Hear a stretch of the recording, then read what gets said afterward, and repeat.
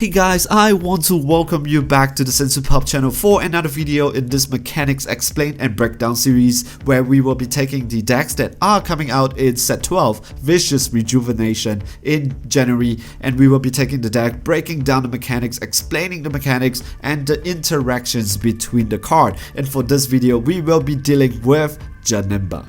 In summary, it seems that Janemba is a very straightforward leader, interesting, but also very simple to understand, which I appreciated a lot because it makes my life a little bit easier in this mechanic explain. Wow, I was doing launch, I was doing King Piccolo, trust me, those were really hard to explain. So let's go straight and talk about the leader itself. Alright, so the leader is this, that you have to add a card from your hands when you attack. When you do that, you get to cheat out a Janemba that is 2 costs, and if you fall less life, you get to draw 2 and flip this card over, which is very unusual for a new like a blue leader, because it's usually about energy manipulation. Janemba Demonic Dynasty. When this card attacks, you get to draw a card, and once per turn you tap 1 energy, you take 1 card from your life, put it into your drop area. What happens here? You get to also play a Janemba card with energy cost 2 from your energy, not from your hands, but from your energy. Alright, it seems pretty straightforward. There is a huge emphasis of playing a 2-drop. Yes, correct. You need to kind of play a 2-drop to start your chain here. So your leader kind of enables you to do that. There are many unison cards that you can play with this leader to increase the power of the deck. However, the one that comes with it, with the deck that is designed for this leader specifically, it is going to be Majin Buu Dimensional Intervention, and you get to, what he does is this: for +0, you get to play 1 skillless battle card from your drop area with an energy cost equal to your energy. That is a very important part in this deck, because your full Xeno chain, because this is not just the Janemba in GT, but this is also the Janemba that has the from the Dark Demon realm, where Towa comes in to use that Dark Dragon Ball, and Buu was there because Buu ate up Janemba. Over there, -2, you get to choose one of your opponent's battle card, ignoring barrier, and flip it and send it back to their hands. It does not increase any marker for this deck, unfortunately, but that +0, it's very strong.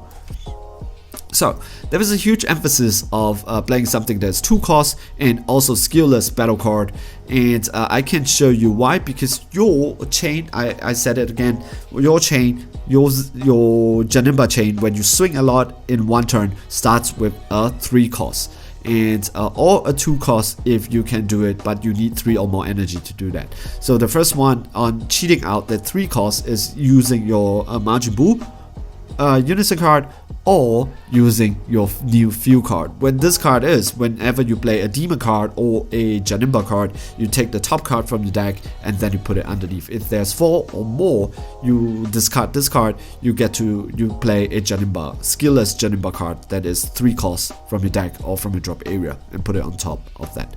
And this card is either for you to draw 1 and making sure that this card is on the board. So you have 2 chances to make sure that this card gets activated in turn 1.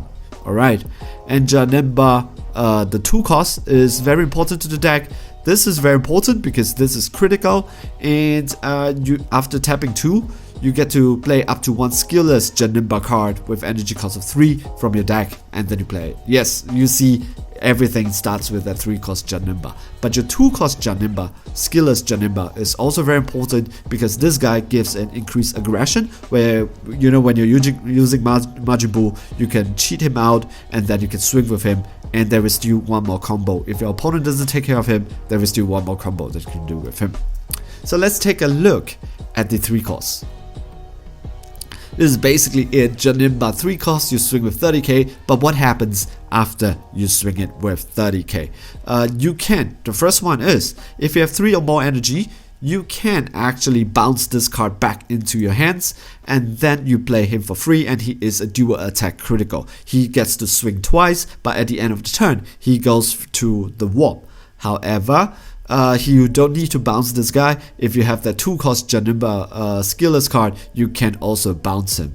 Regardless who is it, you have to make sure one of them stays on the board, because After you swing with him 2 times, so you can swing 1 time, 2 times, 3 times, and you can, if this card is in your hands, which I argue that you really need this card in your hands, you can use him for either a 5k combo by activating battle, or with this guy, you put it underneath one of your 3 costs.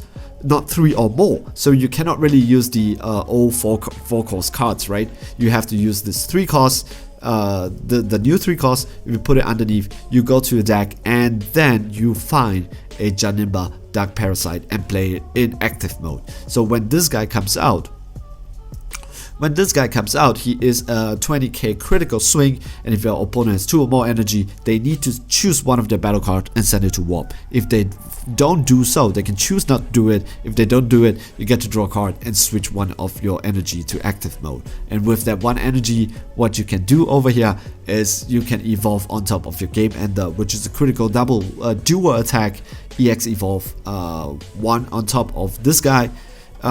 It comes back into active mode. So you get to draw 2 cards and flip him into active mode. So swing with them, it doesn't matter, because this guy bounces this guy back and he comes in active mode. Swing 2 times, this guy comes in active mode, this guy comes in active mode at the same time. Alright, so there is something that you need to take note. You can only activate this guy's ability if you have 3 or more energy, whereas the rest of the chain is 2 or more energy. So it's basically pretty simple right there. Alright, and to cheat out this guy over here, you can either use this guy for 2 energy, or you for free Soul Cleansing Machine, or by Majin Buu +0 and bring this guy out from the from your drop area, just like that. Alright, so basically this is the deck itself. It's very straightforward. It's very easy to understand. It's very not blue though, but there is 2 types of Janemba that we know. There is the Meal Janemba, which Bandai really stays away from it, because I think people don't really like to play against it. There's definitely fans, but people don't really generally doesn't like to play against it. But at the same time, there is also this critical chain, and I think Bandai is just continuing, the card designers are just continuing to give it a little bit more support. Unfortunately, I have not deep dived down into it to check out how the 4-drop can interact together with this deck, the old 4-drops. That would really take up a lot of times, but I do have a lot of decks that I have to go through yet.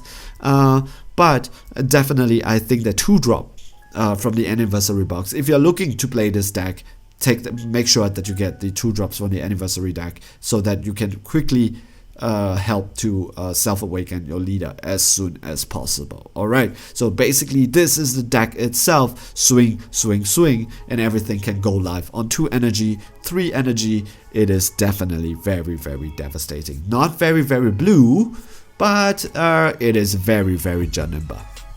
Alright, so if you're one of those guys who are looking forward to play this deck, to pick up this deck on day 1 for Series 12, please let me know down in the comment section what attracts you to play this deck. Is it the character? Is it the mechanics? Are you attracted to the mechanics itself? What do you think? If you're a Janemba player, what do you think of this new mechanics? Do you like it?